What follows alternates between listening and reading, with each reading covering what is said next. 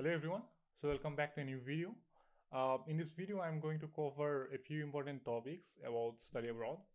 I'm going to cover the important documents that you must have to prepare before your application. I'm also going to cover the important links that you must have to go through before applying to any foreign university. I'm also going to discuss the important things about the application process, like how you can shortlist different universities, how to choose a particular country based on your profile and based on your financial background.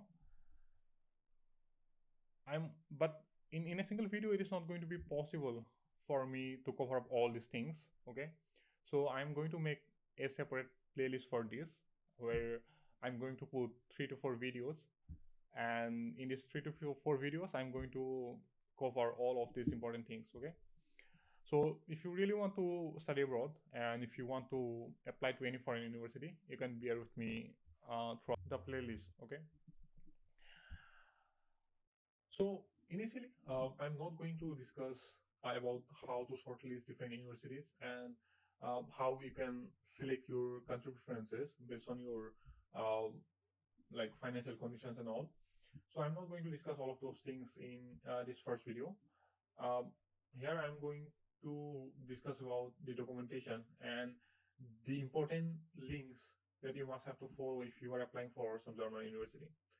Actually, the application for the summer semester 2023 has already been going on in most of the European countries. Okay, and some of my friends actually they are asking me how to apply for those universities and how to start the admission process. Okay, so I'm directly going to jump okay in this particular topic. In the later parts, like I think in the video number 4 or 5, I'm going to discuss how to select your university and how to shortlist your countries. Okay, based on your financial conditions and based on your um, family situation and based on your preferences. Okay, so now let's discuss the documentations. Okay, the documents that you need at the time of your application. These documents you must have to submit with your application. So the first document you need is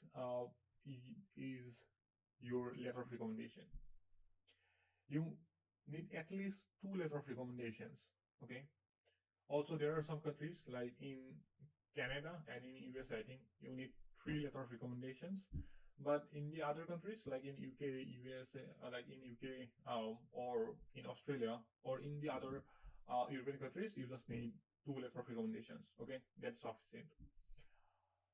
Now, who can give you these letter of recommendations? Okay, if you are a student, then your professors and your mentors can give you a letter of recommendation. If you are involved with the corporate sector, then your colleagues who are working with you in some projects or who has some experience with you, they can give you a letter of recommendation. Your supervisor can give you a letter of recommendation. Same goes with you if you have done some internships, then your supervisor or your mentor or your study guide, they can give you a letter of recommendation.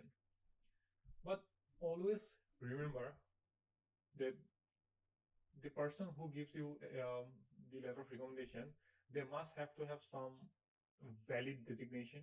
They must have to have some official email ID, and they have to have their own letterhead. Okay, so these things are very important. So if you approach someone for your letter of recommendation, consider these 3 things. Okay, if they have those things or not. Now, the second document that you need at the time of your application is your letter of motivation or statement of purpose. Now, most of the European like universities, they ask for your letter of recommendation, and in other parts of the world, like in USA, Canada, UK, or in Australia, the universities they ask for your statement of purpose.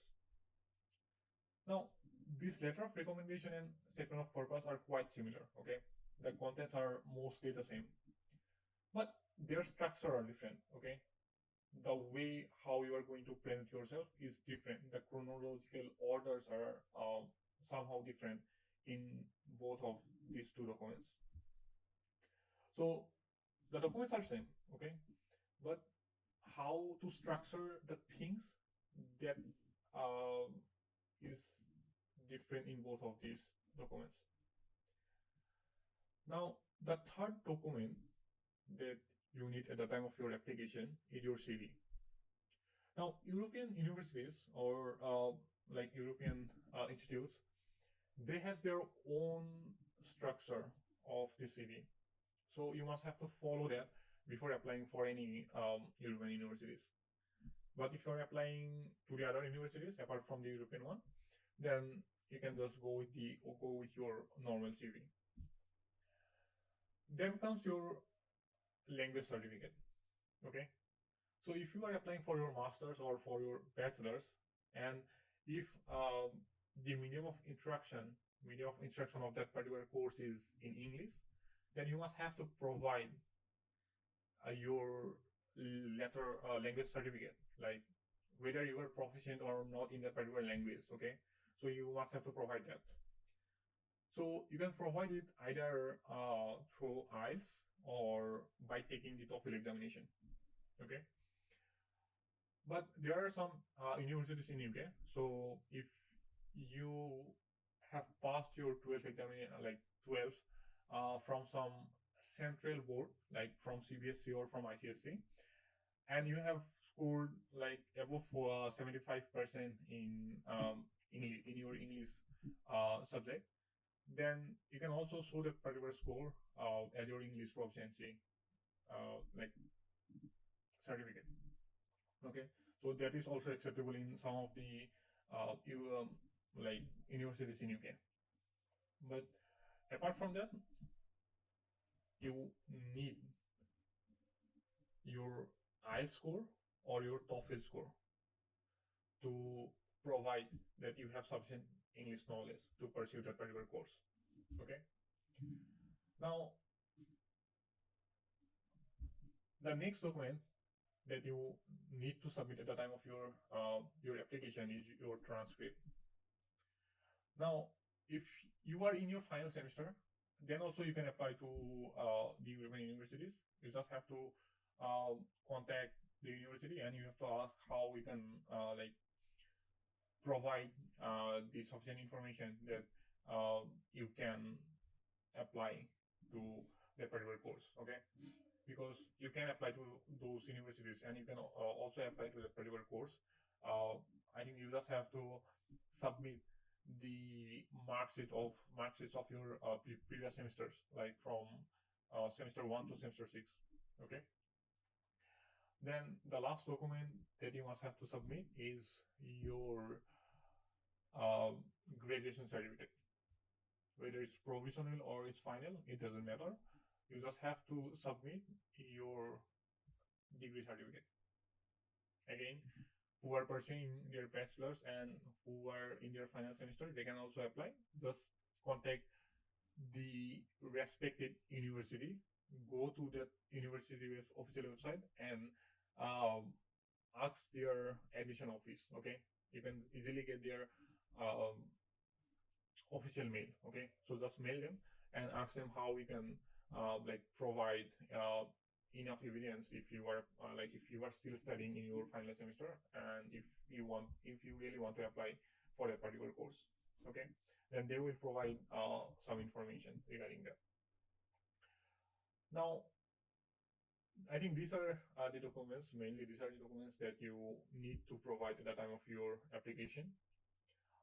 Now, let's go to the important websites that you must have to visit before applying to any German university.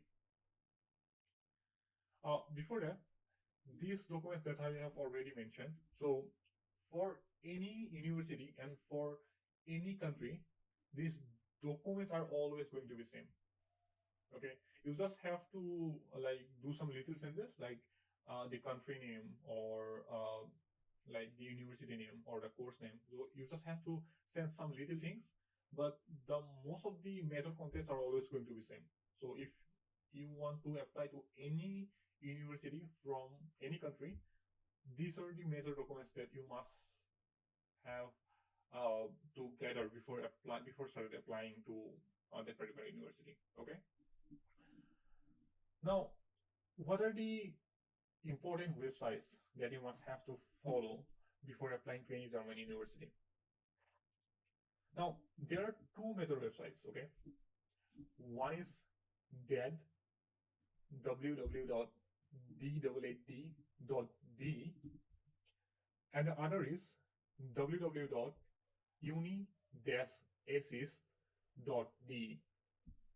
So these are the two major websites which you must have to visit before applying to any German university. So now see what is that, okay? So that is basically a German federal website where you can find different courses based on your field of interest. So in that, basically you are going to put your field of interest where you really want to pursue your master's. And based on that, they are going to suggest you different programs that are offered by different public or private universities there in Germany.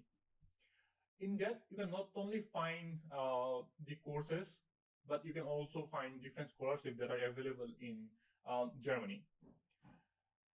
Through that, you can find the deadlines, different deadlines that like what is the last date of the application submission, what are the requirements to apply to that particular university or to that particular course, what are the English requirements, how you can fulfill that. So all of those things you can find in that.